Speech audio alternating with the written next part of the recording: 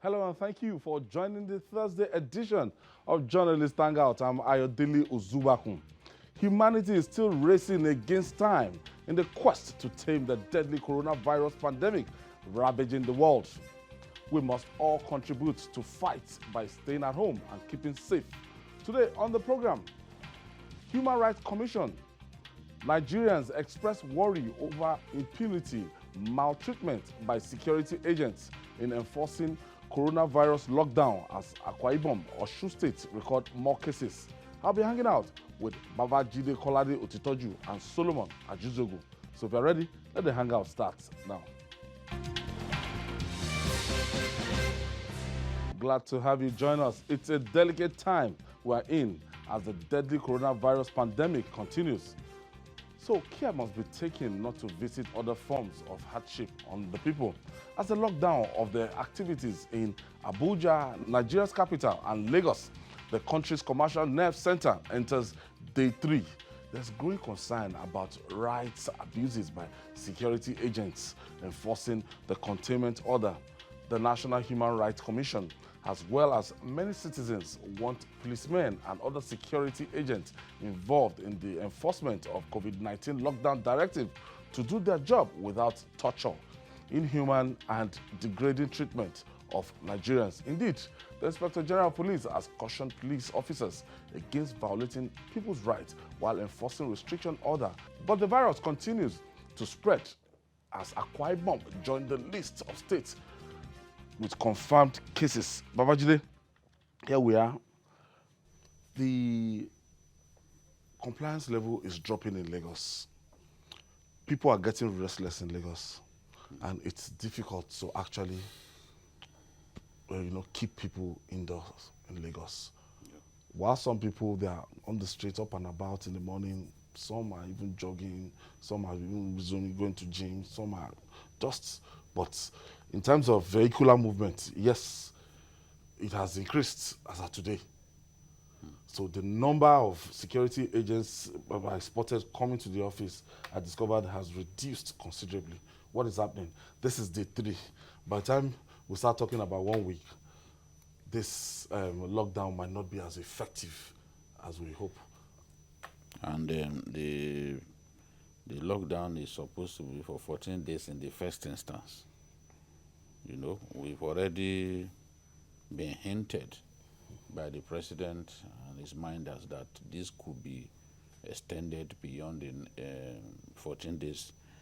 To stop the spread. Yes. But as things stand, people are already getting tired of sitting at home. You see, while one would not recommend the shoot-on-sight order that the Rwanda president gave to his security agents, leading to the death of 2 persons who breached the directive to stay indoors. I think that our people have to be careful. They really need to understand that the government has taken these measures for their own good. And if everyone treats this directive with levity, then they are endangering the lives of everyone. It's just a sacrifice that we need to make quickly to defeat the pandemic. I have said before that Malawi has zero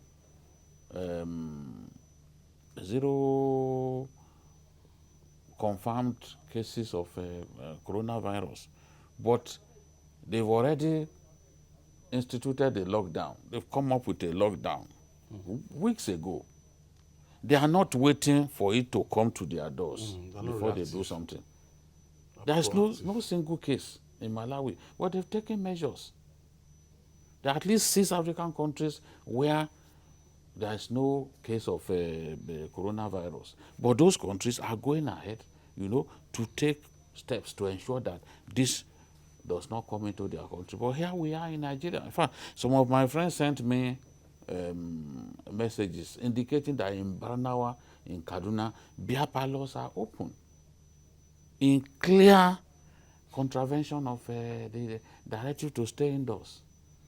People and it is said that some of those beer parlors are actually owned by security people. So nobody can touch them. Yes. So who then goes to shut down a beer parlor owned by a soldier? So because it's actually soldiers and policemen who are meant to enforce this. But where a soldier is the owner of a beer parlor, how do you then go there to tell them to shut down the place? Solomon, so this is the situation that we face. Solomon, why do you think it's quite difficult to keep Lagosians at home? I think that the first thing first is to look at the economic structure of the state, Lagos particularly, and Nigeria in general. We have a huge informal business sector where people have to do face-to-face business, and so contact is always required to do this, and many of these businesses are a day business, you know, the sort of business, for instance, if you're a conductor, you have to earn on daily basis, and then maybe you're not even able to stack up a lot of money. You know, if you are a trader, a petty trader, you survive by the day, as it were. And so a lot of them probably are looking at it from the point of view that, okay, I didn't have enough time to prepare for this lockdown. I didn't gather enough for this lockdown. So if I stay at home, what am I going to eat? Apart from that, there is also the problem of, I think that people are taking this for granted because it's a disease that they have not seen, they do not know. And I think that the campaign, have you noticed that the orientation agency seems non-existent? At this time, I would have expected the orientation agency to be up and running with campaign. In the last 5 years. Well, they are comatose. That agency, I can confirm to you. Well, fine, it's in comatose, but this is the time we need them. This is the time we need to step up campaigns. This is the time we need to create multiple communication to mobilize and galvanize people to understand what this is about. Now, if people say they are hungry, the truth of the matter is you have to be alive to be hungry in the first place. Now, people are taking this for granted because they have not experienced it. But there is also something they are not aware of. In Lagos, for instance, there are 5 areas of interest. There are 5 local governments of interest where this virus is really, really strong. 5 local governments: Ikeja local government, Alimosho local government, Oshodi Solo local government, Etiosa local government, and Koshofe local government. That accounts for 91 incidents that we have so far. Exactly. From Lagos State. So you can imagine that if within these areas, and we are located in one of those local governments, Koshofe, and then you can see people riding on bikes all over the place, people play football on the streets, and today the Red Cross made an announcement saying that people need to stop playing football on the streets because that's very dangerous as well. Because in football is a semi-contact sport. People will make contacts. The people you are playing football with, you do not know where they've been to, you do not know who they've met. Now, I think that generally that people are taking this for granted. Jide, let's look at the enforcement now. And the police, they've been trying to stop people, they've been trying to, cordon off roads, major strategic areas around Lagos right now, and Abuja. You find security agencies, it's a combined operation. But one thing that the Nigerian Medical Association yesterday actually complained, or Association of Resident Doctors, that they've been, security agencies have been molesting doctors that are meant to help out, to salvage this situation. Yes, and I think it's unfortunate that the policemen are being unnecessarily overzealous in the treatment of doctors during this lockdown. A doctor is going to work. There is no reason why you should stop the doctor that is going to work and be asking ridiculous questions like show us the roster that puts you on So duty. beyond your ID card. No, I mean, that's not, the president did not say that I should go to this extent. He's a doctor. They are the first line of defense against this virus. Yes.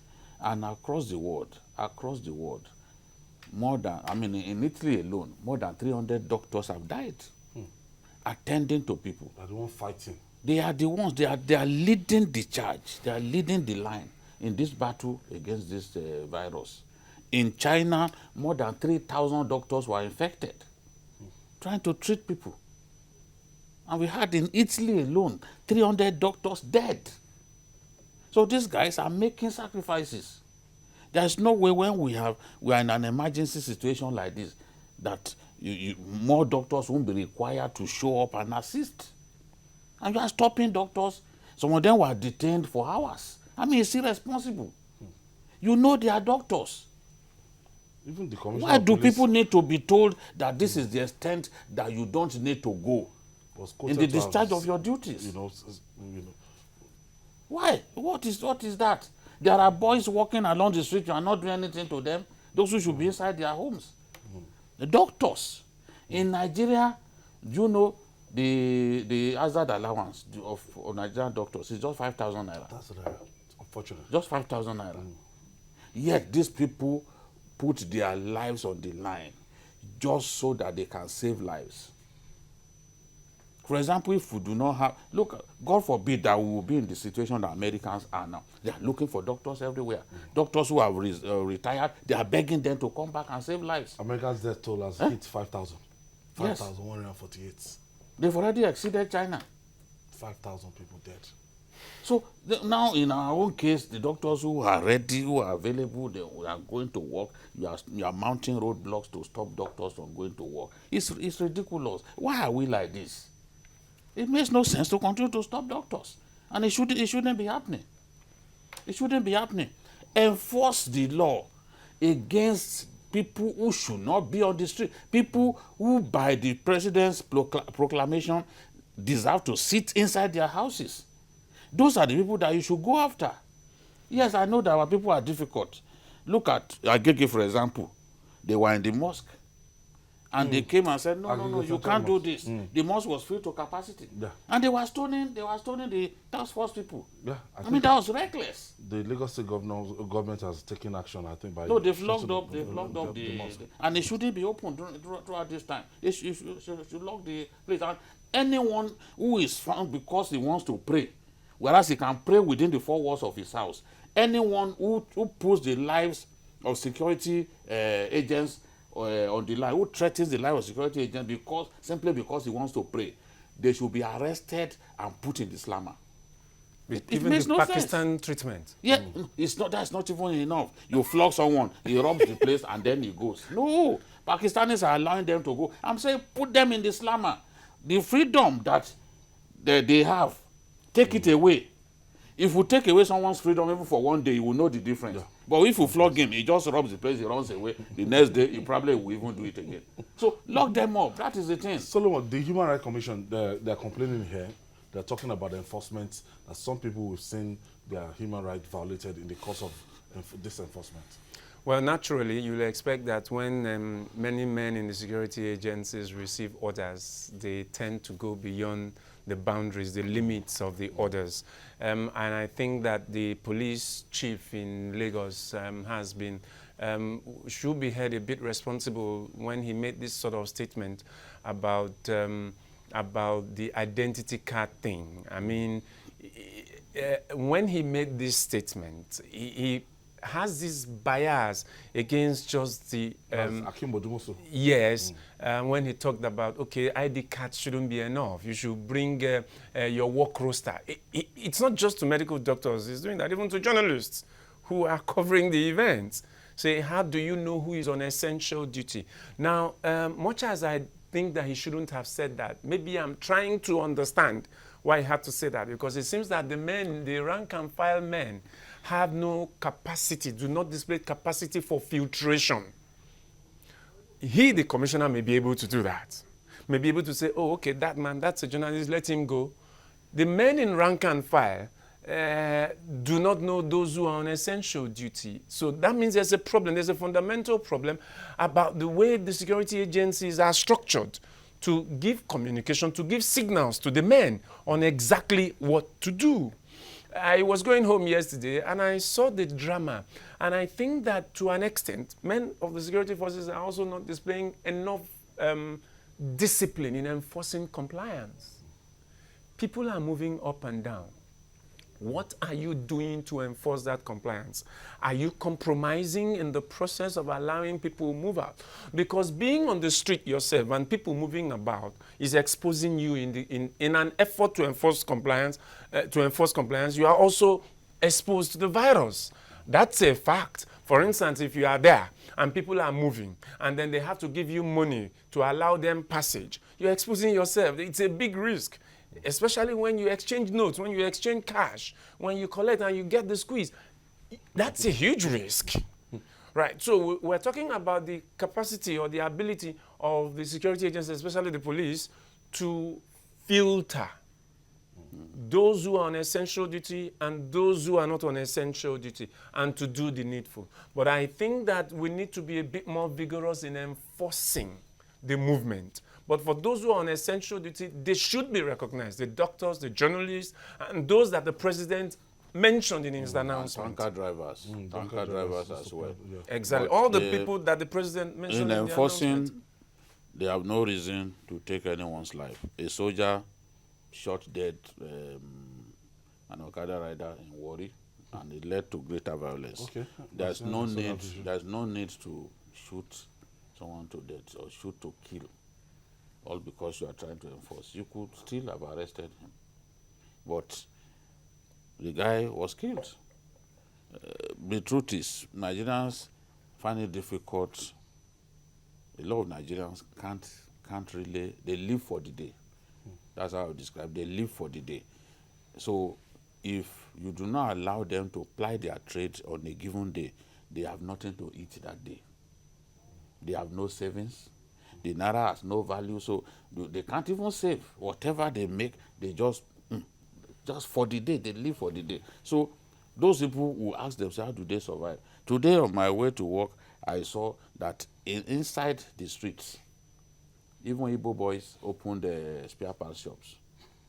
And I'm not aware that it's one of the, you know, he's not one of, I'm not aware that it's one of the essential. That they were exempted. I'm not aware that they were exempted, but Solomon's people, they opened their spare parts shops. And I said that they need to survive. This is the thing.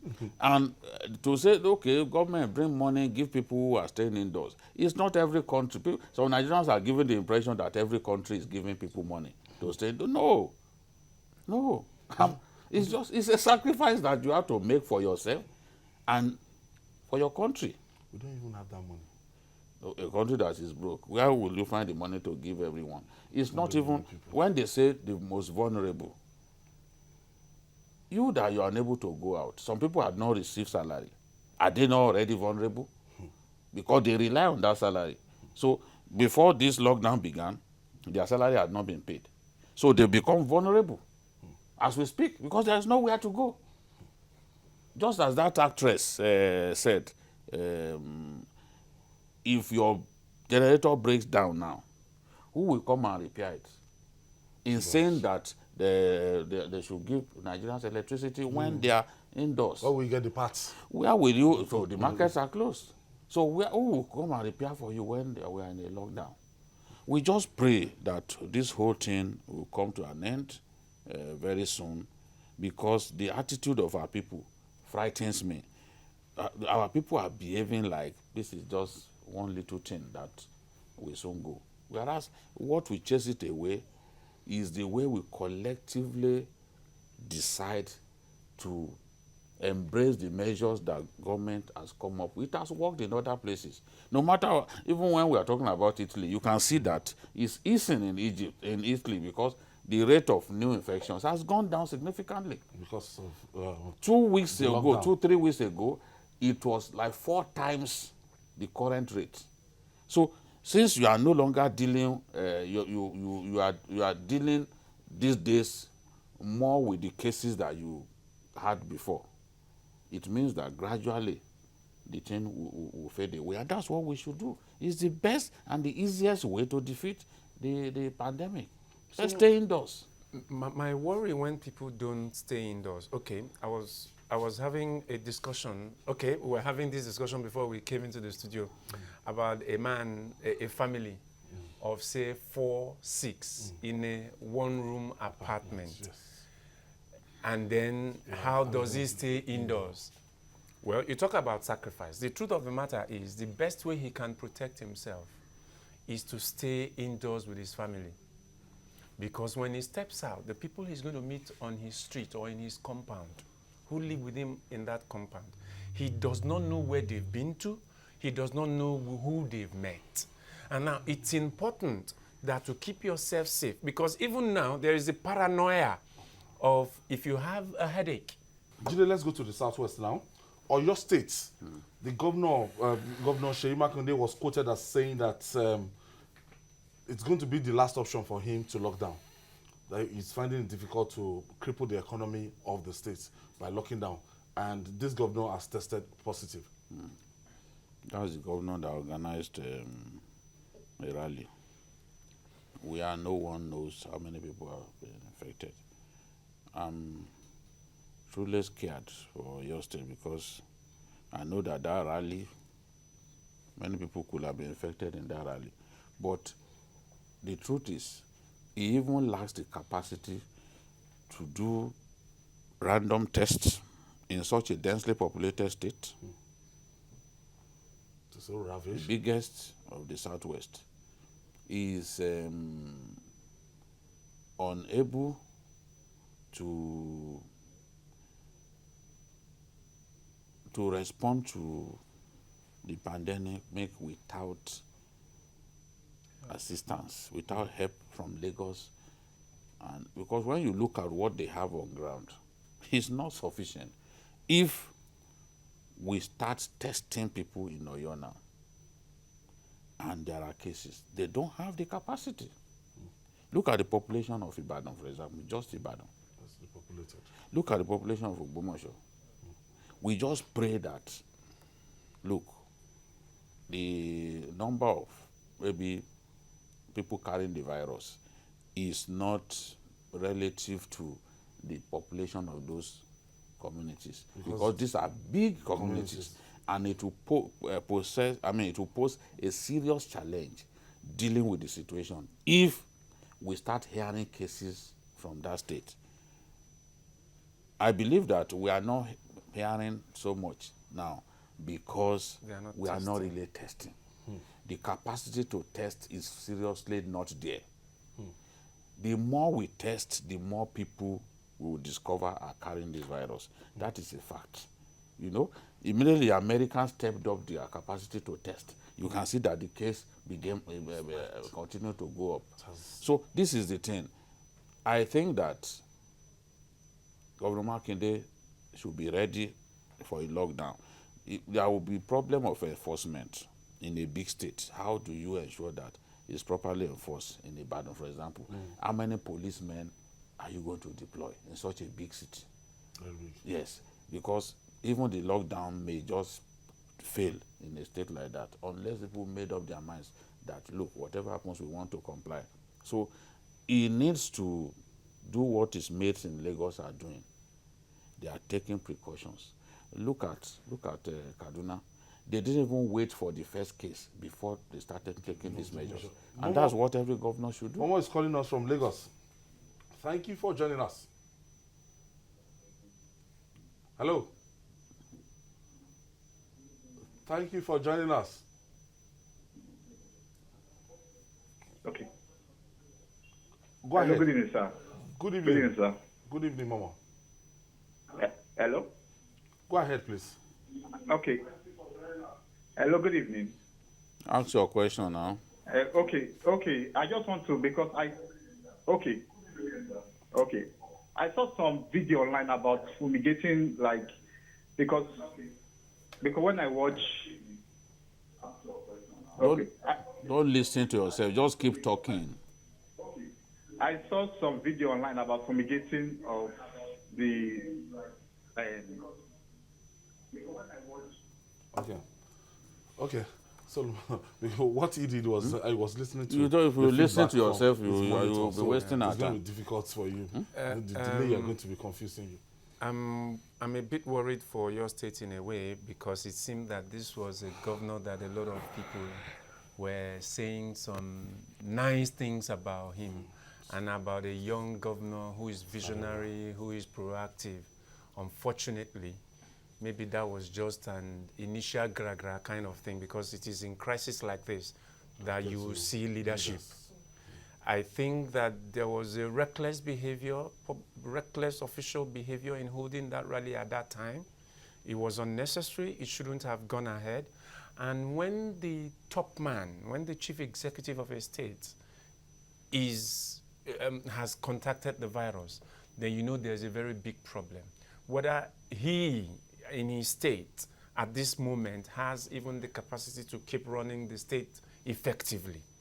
Now, secondly, I think that if you do not have the capacity for the necessary tests that is required, the more you keep the state open after that kind of rally, following which you tested positive, then you imagine the sort of staccato effect that would be happening at this moment.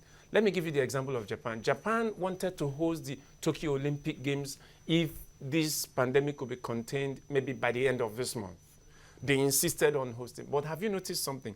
And it seemed they had a very low coronavirus case. But immediately the games was postponed. You see the way the number was skyrocketing. It means then that they were shielding it, they were suppressing it. He should not the governor must not take, he shouldn't go the Japan way. This is the earlier he does it, the better, if it's not already even late. Okay, Jimo is calling us from Lagos. Hello, sir. All right, thank you for joining us, Jimo. Yes, sir. My own contribution is this. First and foremost, the issue of border closure and the so-called concurrent list or residual list. I have said this time without number that anytime we're having crisis like this, they should remove all the bottlenecks. The Lagos State should work as they should work with the federal government as if they are the same thing. So there shouldn't be any discrimination. The issue of politics in Oyo State, I'm not really happy because that's my state. And the people are not even enlightened. Okay. So the issue of this politicizing of everything will not help us. Then this life, apart from that, the money that whatever they say they want to do or whatever they are collecting, they are contributing, why can't they put it in the health sector and give us a very formidable health, even if it is only from region, from the 6 geopolitical regions. Let's have a standard health sector that we know that if anything happens, people can go there. Thank you, Jimo. So that's my contribution anyway. Thank you for your contribution, Jimo. We'll take this breather. When we come back, we'll discuss more. It's still Journalist Hangouts. Please stay with us.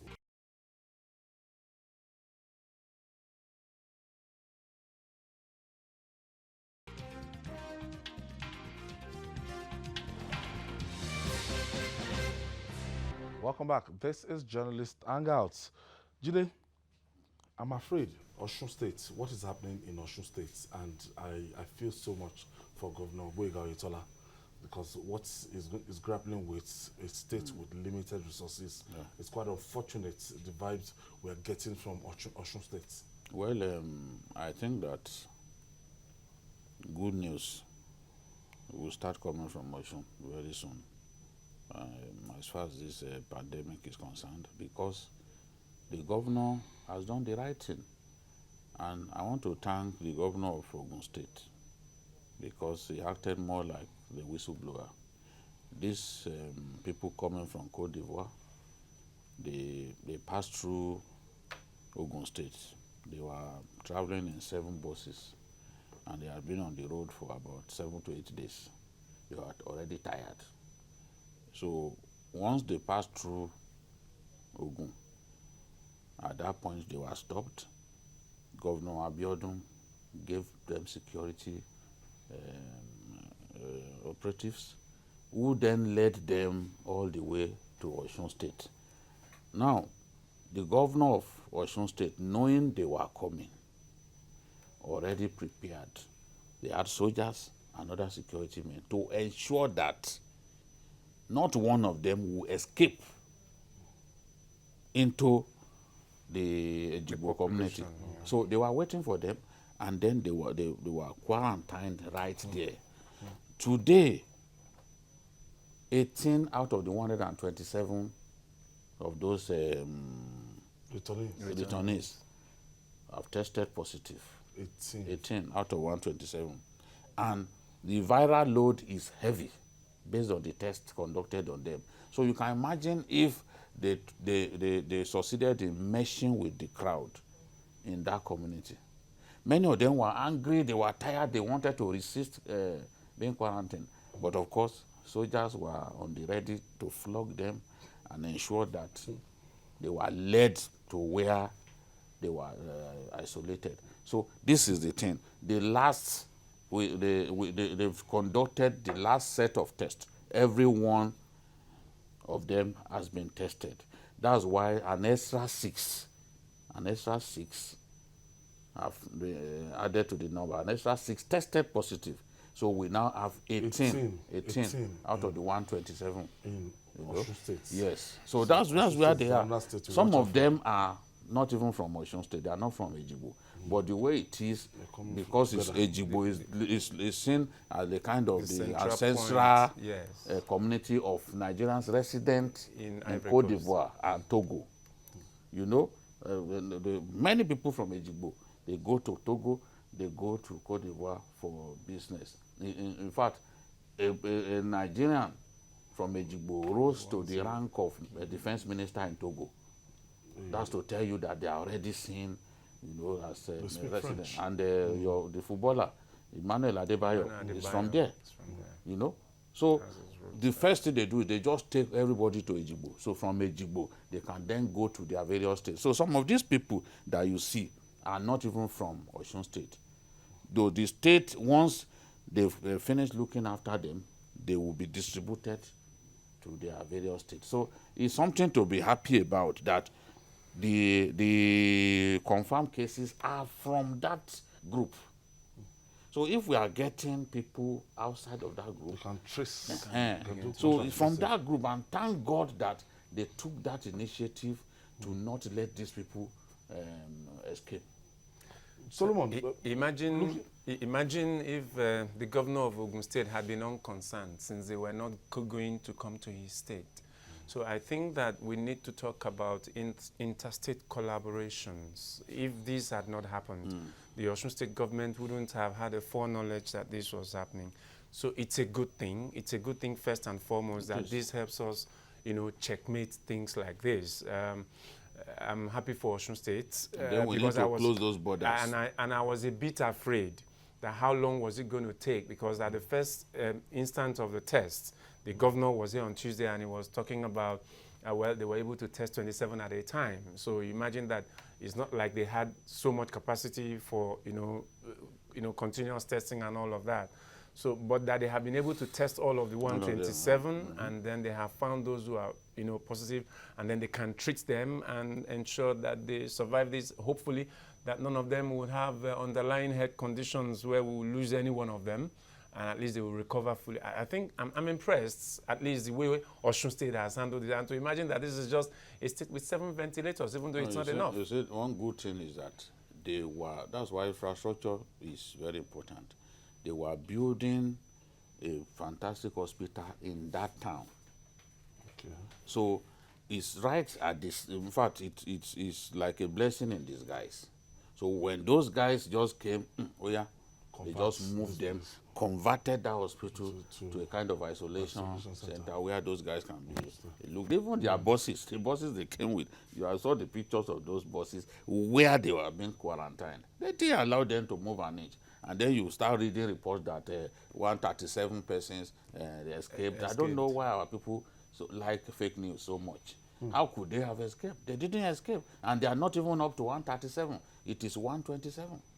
AKWA Ibom joined the League of the states that has recorded coronavirus, and that's quite unfortunate. I think they started with 5. Well, now, when crises like this come, then you remember the world-class hospital built by the former governor, uncommon governor, who Common built defector. exactly, who built a hospital with. You hope that this world-class hospital in quote will come to service at this point, should have the state-of-the-art facilities, at least now that it's still at the, they do not have a lot of cases in, you know, that they should be able to handle this. Let's hope so, you know, but it's rather unfortunate that many of the states are not prepared for this. But let's hope that AKWA I Ibom think that will was be even able. the last state to shut down schools. AKWA Ibom. Yes, and the governor was criticized. He said, no, I have no reason to shut down schools when And churches. they will soon, the schools will soon close for the holiday, for the Easter holidays. And in any case, we are taking measures to guide against this. But now, 5 cases, the state is complaining that they were not informed and they do not know that certain procedures adopted in coming up with the result of this test were defective. We are playing and all that. politics with this one too.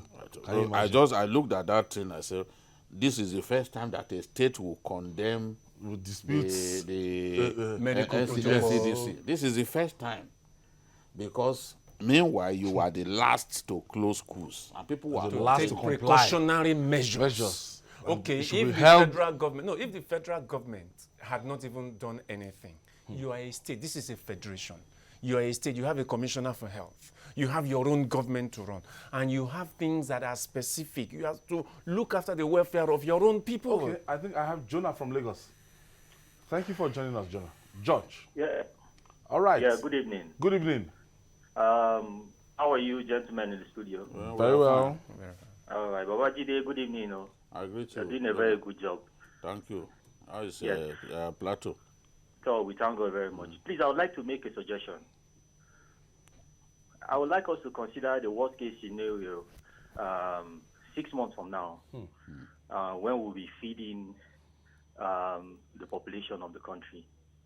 I don't think that we will be able to distribute food enough to feed these people.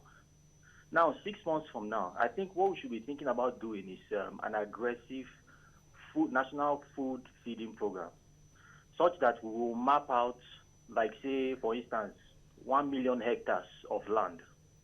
And then our youth service corps members call up like 10,000 of them to volunteer and send them to that particular land, that 1 million hectares of land, and let them start cultivating those lands so that we can start stockpiling food just in case.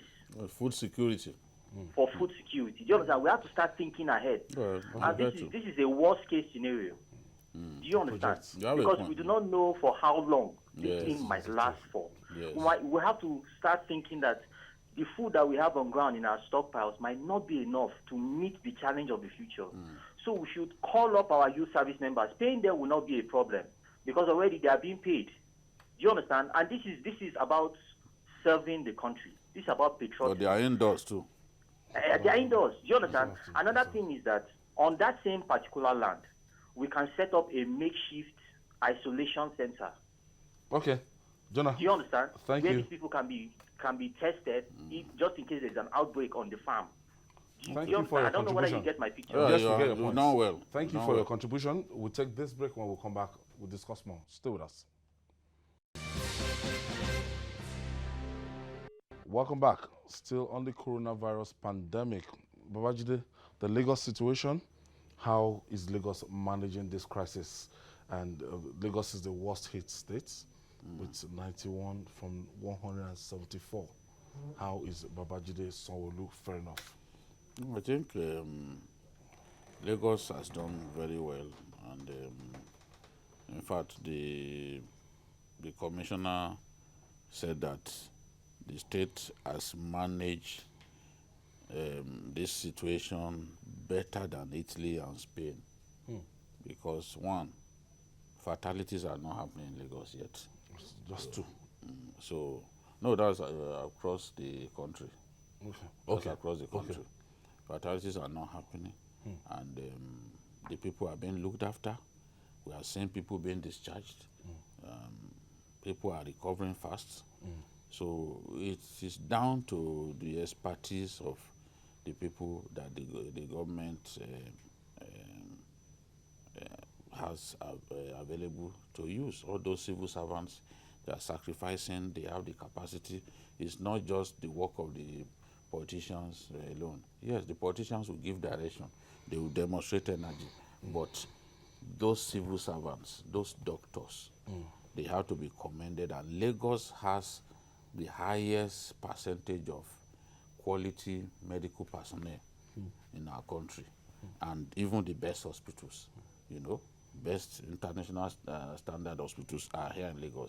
You can see that people like AKWA, you know, they have to come here. Yes, it's a good thing that this is a blessing in disguise in a way, that our politicians, whether they like it or not, these squalid hospitals that we have in our country, that's where they too will be treated. They can be running from pillar to post, but they cannot go abroad.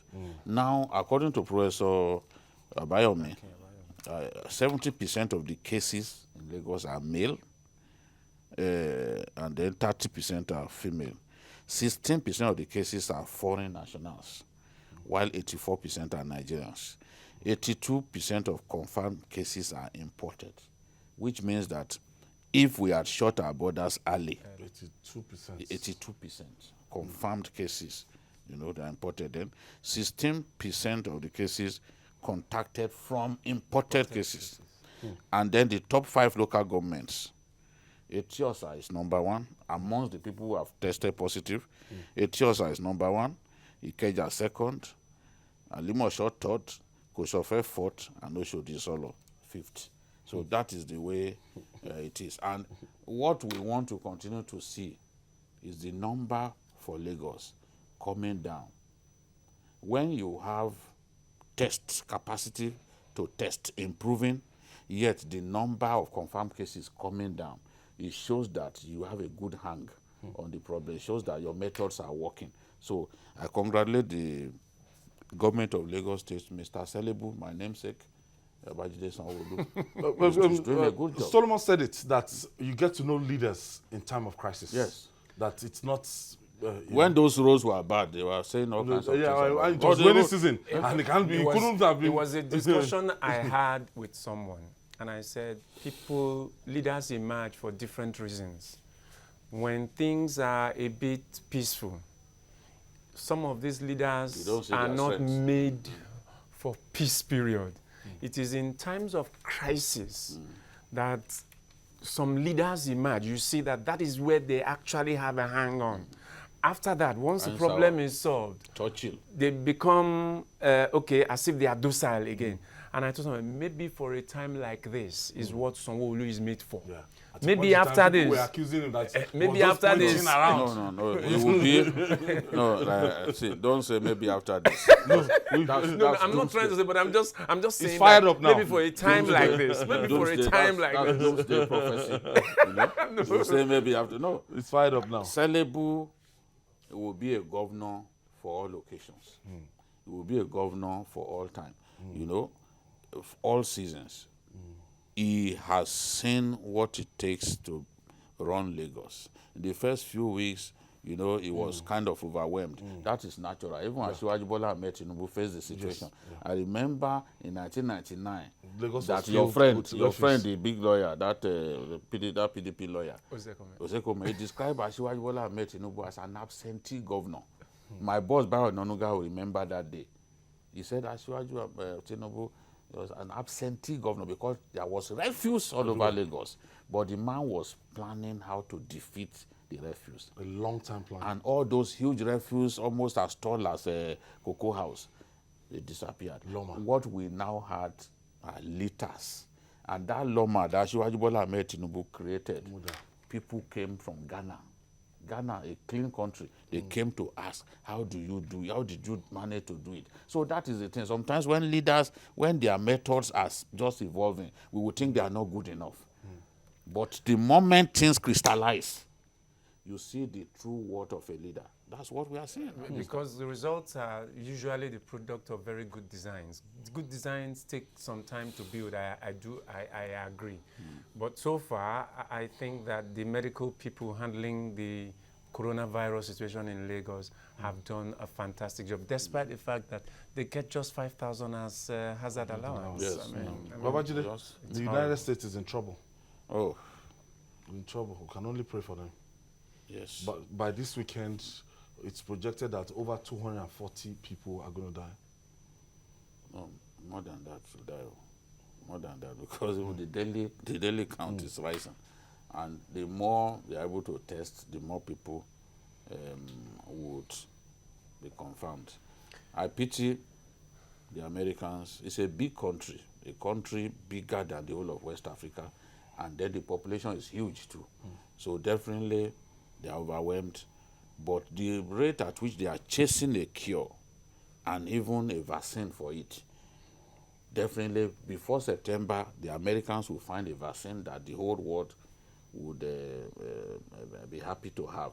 And then even this will be defeated. It's just a matter of time, but people will die. In fact, it's projected that New York alone will lose up to 100,000. It's a pity that this is happening in the United States, but I think that they are probably suffering from their own kind of politics, because I think that when they should have been busy dealing with coronavirus, Trump described they it were as busy. Not even the description. China They were busy busy looking for ways to remove looking Trump. for ways to remove him. It was a distraction. The whole of America channeled her energy into trying to get out the president. And so when they were supposed to be dealing with coronavirus, they were busy playing politics. And I still think that one of the reasons why America is going through this hard time, where we couldn't have discontinuous the fact that they would still have suffered a bit of it. They are actually the target of politics. it. It's a You see, the politics. thing is it's easy to blame them. But the story of this coronavirus has not been told in full. I agree. Wuhan, big, it gave us coronavirus, but big Chinese cities barely suffered from it. The story will be told one day, and the whole world will know why this happened. A lot of people are saying, look, it's just an attempt to defeat America economically. That's why this came up. I believe that time will show to us that something is wrong. How can a virus travel the length and breadth of the world, yet the big Chinese cities, Beijing and Shanghai, literally didn't experience it? Obviously, something is wrong. Even the story that has not been told properly, because when you look at the well, I call it cacophony, because when China first officially admitted this, you notice that the World Health Organization was also giving certain contradictory information about this. Now, at what point did this thing break out, and at what point did China report? Yes. A lot of people Americans seem are to complaining have that moved they out. held information. Exactly. They didn't release information to the world that could have helped. There is because it's a new discrepancy. virus. There is a problem between when the thing actually broke out and when China officially spoke. Now, remember that Taiwan it's a had closed complained, society. had complained first, but World Health Organization said no, they were not going to do anything until they hear from China. You know, so it's likely. The Taiwanese were smart. Exactly. They came up with measures that ensured that they are largely free of the thing. Virus. What? Though they are neighbors to China. Thank you so much. Oh, thank you, Professor Solomon Ajizogo. Thank you. Thank you. Professor of Mass Communication. An academic. Thank you. And BKO, we are doing this together. Yes.